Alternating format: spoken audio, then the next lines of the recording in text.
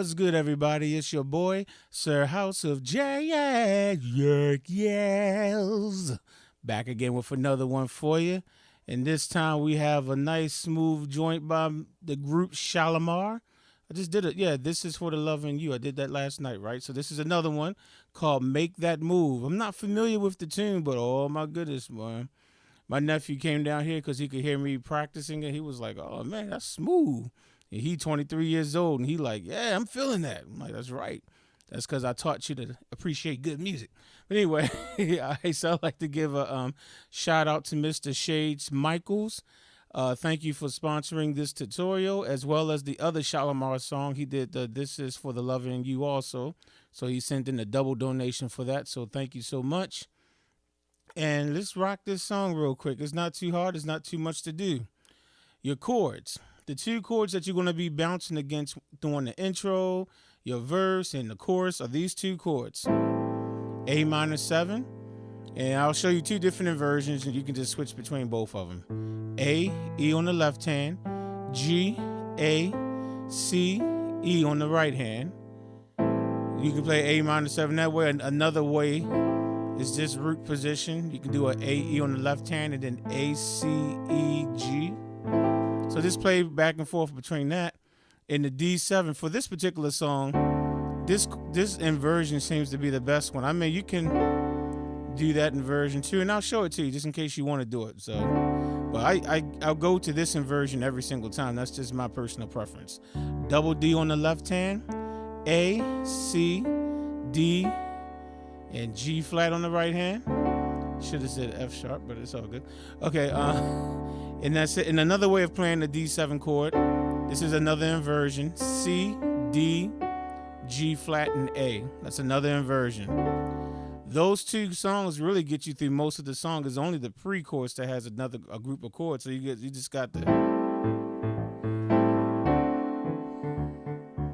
And I mean, I'm not I'm not a bass player, but the bass player is rocking. But if it's just you by yourself, you can just bounce, with the octaves with your left hand,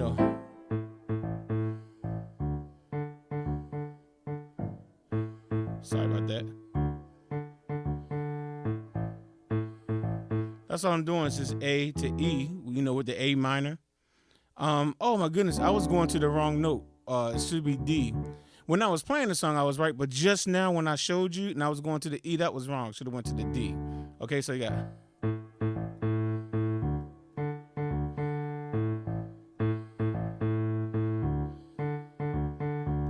That's all I'm doing, just rocking between A and D with the two chords.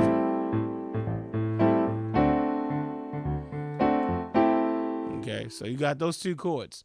Then when you get to the part, I forget what it is, but it's like a bridge, and they switch the chords, and you have a E minor 9, E, B, E on the left hand, G, B, D, G flat on the right hand, and then it goes to B minor 7, double B on the left hand, A, B, D, G flat on the right hand. Then you go back to your E minor 9 again. And then you're going to do a G flat diminished 7. And I have two different inversions that you can do with your right hand. So you can do this one. On your right hand, it's a C diminished 7. But when you add the G flat, it's a G flat diminished 7. And so you can do double G. Well, I'm not even going to talk about the left hand yet.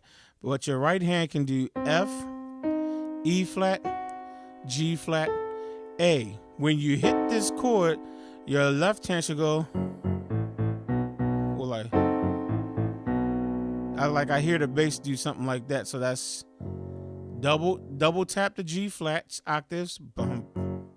Then double tap the A octave, and then kind of hold on B. Okay, so you got.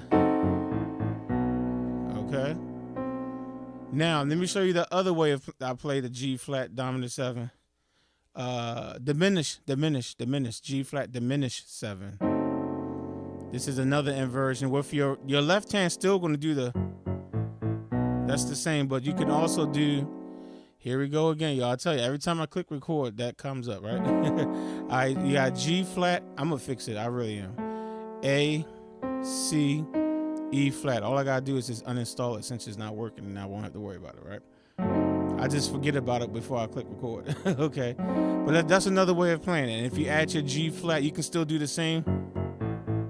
Okay, so you got G flat, A, C, E flat. When you put that G flat there, that is also a G flat diminished 7.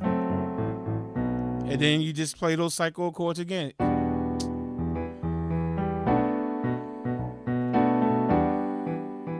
First time, and then go.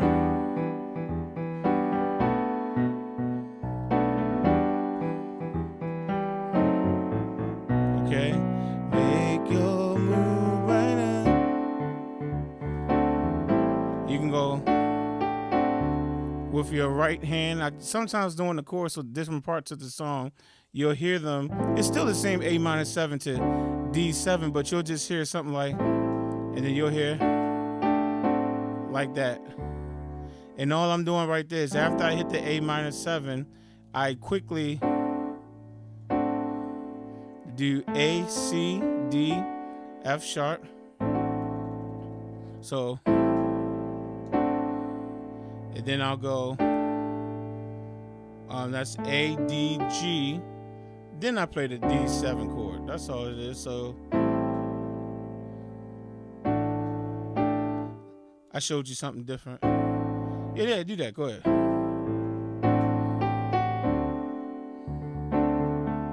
Yeah, then that's all I'm doing.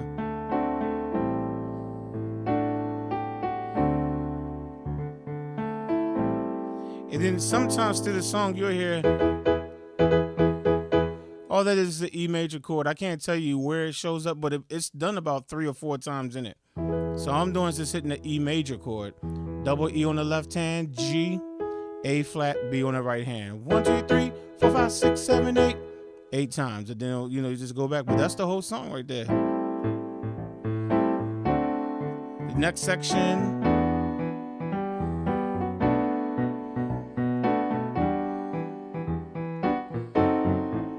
And then you go right back to make your move right now.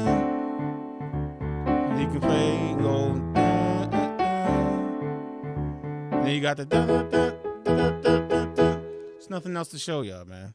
Have fun with that one. That one's not too hard, and it's a nice groove, man. If you have a band out there, you got a bass player that can rock that bass line, this is a no-brainer. Y'all definitely should be performing this song. I hate y'all. I'll catch y'all in the next one. Peace.